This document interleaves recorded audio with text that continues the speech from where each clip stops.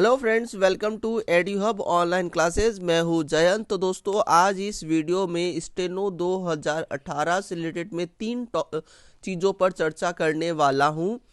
पहला पॉइंट रहेगा हमारा कि इस भर्ती के अंदर नॉमिनाइजेशन होगा या नहीं होगा, या किस तरीके से होना चाहिए। दूसरा, मैं आपसे इस बारे में डिस्कस करने वाला हूं दोस्तों कि रिजल्ट कब तक आ जाएगा आपका। ठीक है, तो हम जो है इन सभी पॉइंट के ऊपर आज हम चर्चा करने वाले हैं। तीसरा एक पॉइंट है कि इंटरनल मार्किंग होगी या नहीं होगी। तो दोस्तों, पहले बात कर लेते हैं इंटरनल मार्किंग की। तो इंटरनल मार्किंग से रिलेटेड ऐसी कोई भी अपडेट नहीं है दोस्तों कि आपकी इंटरनल मार्किंग होगी। अगर कोई भी आपको बोल रहे हैं तो ये सब अफवाह है, इन बातों पर मत जाइए। ठीक है, तो इंटरनल मार्किंग तो बिल्कुल भी नहीं होगी। मैं एकदम सही सही आपको अपडेट में दे रहा हूँ। दूसरा, अगर मैं आपसे बात करता हूँ नॉमिनाइजेशन की कि आपका नॉमिनाइजेशन इसके अंदर कैसे होगा, तो एकदम ध्यान से सुनिएगा दोस्तों। आपका जो रिटन एग्ज़ाम था, स्टेनो का जो रिटन एग्ज़ाम कंडक्ट करवाया गया था मार्च 2020 के अंदर, तो दोस्तों उसमें निगेटिव मार्किंग बिल्कुल भी नहीं थी। ठीक है, और पेपर भी बहुत इजी था। निगेटिव मार्किंग नहीं होने की वजह से, और दूसरा पेपर भी एक ही शिफ्ट के अंदर हुआ था, तो पेपर का लेवल भी इतना कोई हार्ड नहीं था। बात करते हैं स्किल की, क्योंकि दोस्तों नॉमिनेशन की जो डिमांड उठ रही है ना इसके अंदर, वो रिटर्न में तो वैसे भी नहीं उठ रही है, वो उठ रही है स्किल टेस्ट के लिए। ठीक है, तो लेकिन नॉमिनाइजेशन जो है वो स्किल टेस्ट के लिए अभी तक जो है किसी ने भी अप्लाई नहीं किया है। मतलब आप ये समझ लो, राजस्थान कर्मचारी चयन बोर्ड का तो पहला दो रिजल्ट अभी तक ऐसे निकलेंगे जो नॉमिनेशन के साथ में निकलेंगे। पहला था एसआई का और दूसरा है पटवार का। उसके अलावा तो राजस्थान कर्मचारी चयन बोर्ड को पता ही नहीं है कि किस तरीके से नॉमिनेशन करना है।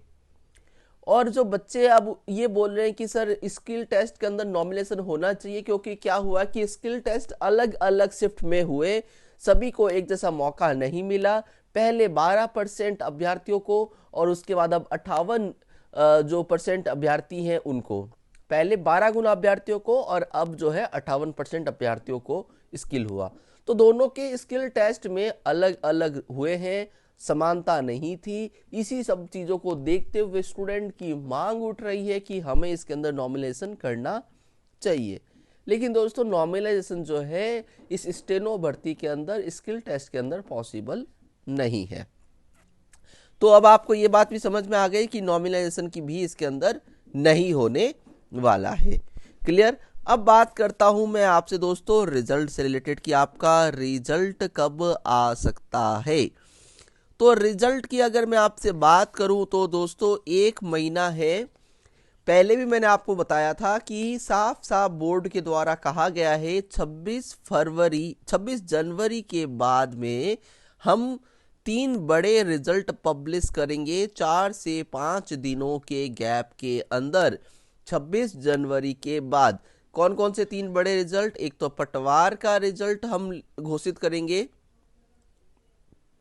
एक जो है अभियंता भर्ती जो थी उसका, और तीसरा जो है स्टेनो 2018 का।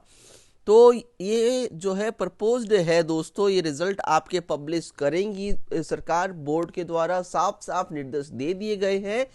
तो आपको जो स्टेनो का जो रिजल्ट है दोस्तों, वो आपको फैब के अंदर जरूर देखने को मिलेगा।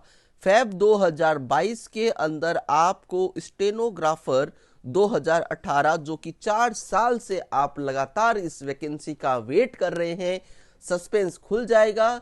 फैब के अंदर आपके पास इसका रिजल्ट जो आ ही जाएगा दोस्तों। फाइनली फैब का मंथ जो है इसके रिजल्ट के लिए एकदम कंफर्म मंथ है।